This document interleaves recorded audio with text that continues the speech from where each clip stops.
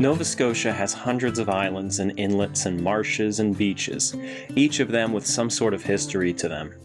Some histories are more well known than others, with infamous shipwrecks or treasures, but this one is just an understated pile of wood, often mistaken as an old wharf. The timber's curved with both an outer wooden skin and an inner wooden lining.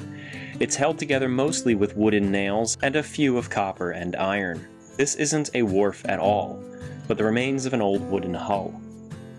It would be next to impossible to identify a shipwreck like this one just by looking at it, but a man named Callum Ewing, retired from the Nova Scotia Museum, has inventoried around 10,000 wrecks along the province. If there is one person who could look at a pile of timbers and give you an educated guess as to what it is, it's him. He believes this wreck is a sand barge named the Old Veteran, but its earlier history, its primary service, is of far more interest. This is likely the Dartmouth, one of the historic vessels of the Halifax Ferry fleet. Halifax, Nova Scotia is the largest city in the Canadian Maritimes and sits on a massive harbor, a harbor so big that it was actually the staging grounds for most of the transatlantic convoys during the World Wars. Across the harbor from Halifax is the city of Dartmouth. It's too long to travel around the harbor by land, so a ferry service was established in 1752. Today that ferry still operates, though as a different company, but that makes it the oldest saltwater ferry service in the Western Hemisphere, and the second oldest in the world after the Mersey Ferry in Liverpool. The earliest ferries were horse-powered, eventually replaced by steamers in the 1830s when operated by the Halifax Steamboat Company, which was co-founded by Samuel Cunard himself. The company's first steam ferry, the Sir Charles Ogle, was Samuel Cunard's first steamship, and the first steamship built in Nova Scotia.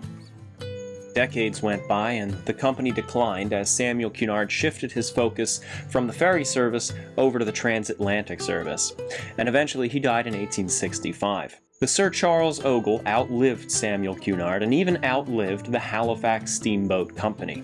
In 1885, the old ferry company went out of business, and a new one took its place, the Halifax and Dartmouth Steam Ferry Company. This one tried to have a more personable approach, and offered shares to the public at a far more accessible price than the previous company. A share in the Halifax and Dartmouth Steam Ferry Company sold for only $10 in 1885, whereas a share of the previous company started at $500. And again, that's in 1885 money. Most people who rode the ferry were from Dartmouth, as the people in the smaller city had far more reason to come over to the big city of Halifax than the other way around, and to appeal to their main clientele, they named their first ship the Dartmouth. The company contracted a shipbuilding company in Yarmouth, Nova Scotia, named the Burrell Johnson Iron Company. The Burrell Johnson Iron Company was a small-scale but successful shipbuilding firm at the far western end of the province, with quite the unbeatable reputation. As the Yarmouth Herald so eloquently put it at the time, every ship that was built by that company to date was still sailing safely and successfully, except for the two that sank. Not only was the Dartmouth designed and built here, but her engines were built here too, which is kind of rare. A lot of times in ships back then, in order to build the engines, you needed a whole massive facility, a whole workshop and yard just for the manufacturing of steam engines. However, those engines were actually built on site here as well. So pretty much the construction of Dartmouth was entirely self-contained to this shipyard. The ship was 140 feet long and 46 feet at its widest point. Looking at the hull fragment that remains, if this truly even is the Dartmouth, we have to visualize just how much of the ship is gone. We're looking only at the bottom of the hull. The hull itself was only about 28.5 feet wide, though actually, I don't think this is the very bottom of the ship itself. Now, because there's no distinct keel here, it's tough to say exactly how the ship is sitting. You know, it could be sitting perfectly on its bottom, upright. Or it could be canted over to the side, leaning on the curvature of the hull, which I'm more inclined to believe, because if you look at this side of the ship, of the wreck from where we're facing it, that looks a little bit more flattened. than here, which has more of a curve to it. So I believe that the ship is sitting a little bit on its side. Take this small fragment and let's build onto it. What remains is a portion of the hull. Atop of the hull was the main deck, significantly larger than the hull, overhanging the hull in all directions. Part of this space was taken up by the ship's 2 paddle wheels, one on either side. Built around each of the paddle wheels was a housing, and around these housings was a saloon on either side of the vessel, each stretching nearly 100 feet in length. These saloons were wood-paneled, steam-heated, and lit by electric lighting. Given what I've seen from other ferries at the time, one saloon was likely designated for the men, and the other was for the women, with a common area in between and on a deck above. In the center of the ship, stretching from the lower hull all the way up to the upper deck, was the ship's inclined compound engine, producing 76 horsepower. The space around the central housing and between the saloons on the main deck was used for carriages, horses, and cargo. An upper deck bridged this space and was known as the promenade. Because the Dartmouth was intended to sail either forward or backward depending on the route without really needing to turn around, a pilot house was built both at the forward and aft end of the upper deck. Down below, alongside the engine, were 2 boilers. To support such massive machinery and all of that weight on a wooden vessel, the Dartmouth's plans show that it was reinforced with iron knees. At least one of these iron knees is plainly visible in the wreckage at Three Fathom Harbor, another good indicator that this is the Dartmouth. We also know that the lower hull used locust tree nails, which are also present in the mystery wreckage. She was launched in Yarmouth on May 24, 1888, to a large crowd of spectators. The sea trials were little more than a pleasure cruise, and within a month, the Dartmouth was out in the open ocean sailing along the south shore of Nova Scotia and up to Halifax Harbor. Dartmouth would sail back and forth between the early ferry terminal in Halifax and the downtown Dartmouth landing known as Alderney, after the first ship that brought settlers to Dartmouth. These 2 landings are still in use today by the Halifax Ferry System. In addition to the Dartmouth's regular ferry run, you could charter the whole vessel for $75 a day. She served for 47 years, plying back and forth between Dartmouth and Halifax, but her career was anything but uneventful. In the ship's second summer of service, the Dartmouth steamed a special excursion trip over to Halifax's brand new dry dock, still in use today. The dry dock was flooded, and Dartmouth became the first ever ship to steam into it. A band played as Dartmouth steamed into the back end of the dry dock, turned around, and steamed out.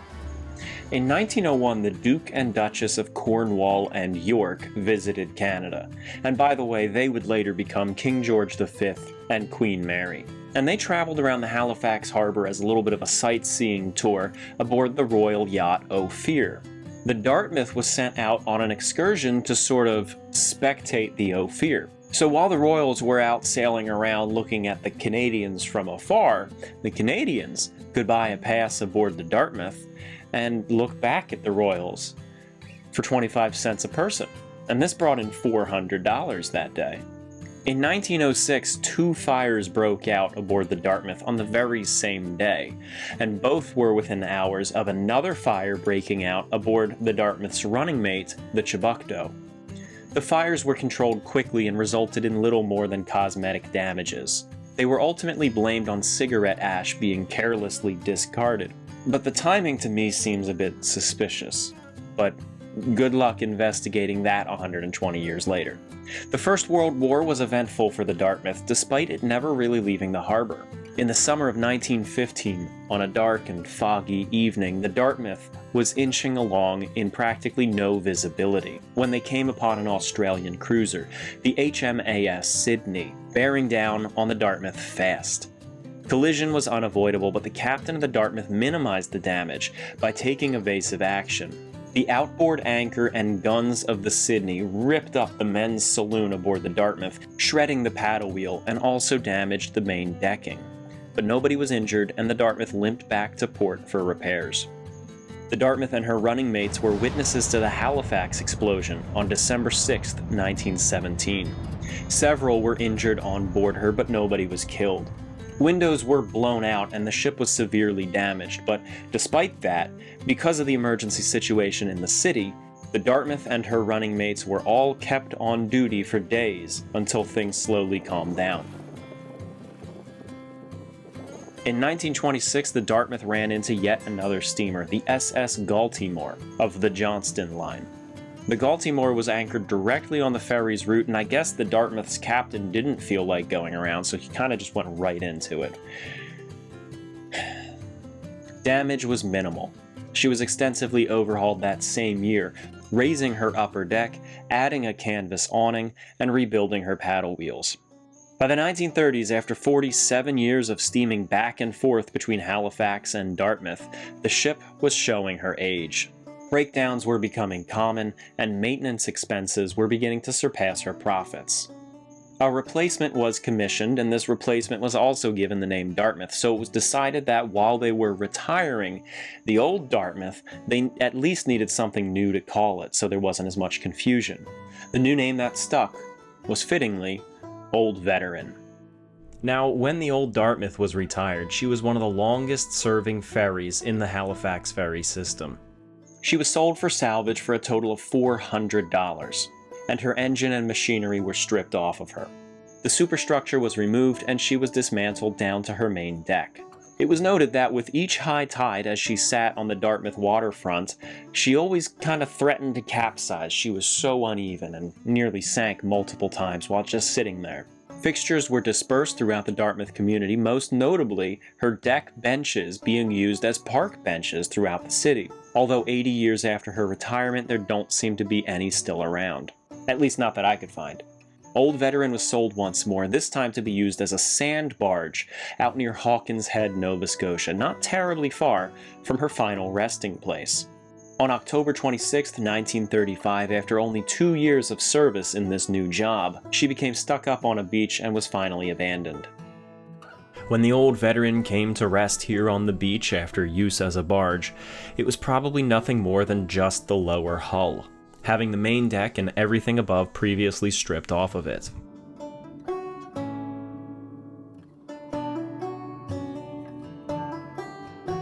The exact location where Old Veteran ran aground was not actually documented, otherwise we'd be able to say with certainty if this is indeed the old Dartmouth ferry, but the evidence does seem to point to it. I've visited this wreck twice in the past year, once in the winter, when it was absolutely covered in seaweed, and again in the summer, when it was much more visible. That's why in some shots in this video you see a heavy layer of seaweed on top. I tried clearing it out, but that just wasn't gonna work. In October 2022, an announcement was made that the province would be removing and destroying the wreck as they considered it a hazard. No action seems to have been taken since then, as there was a decent amount of pushback after the announcement. However, nobody is advocating for its preservation as there isn't really much to preserve, but people simply love that that history is here, waiting to be found and explored by anyone who wants to. For $2.75, we can still sail on the old route of the SS Dartmouth, the old route of the even earlier ferries, all the way back to the 1750s. I've ridden the Halifax Ferry to and from Dartmouth countless times, but it's nice to be able to step aboard this wreck and think that this is the oldest ferry I'm likely ever to step aboard, if you can count this as stepping aboard. It's a fragment of the early days of Halifax, a city that seems so bent on tearing down its old buildings and putting up sterile, soulless blocks in their place. The ferry was a reliable little paddle steamer, diligently plying back and forth for two cities with their own personalities and charm.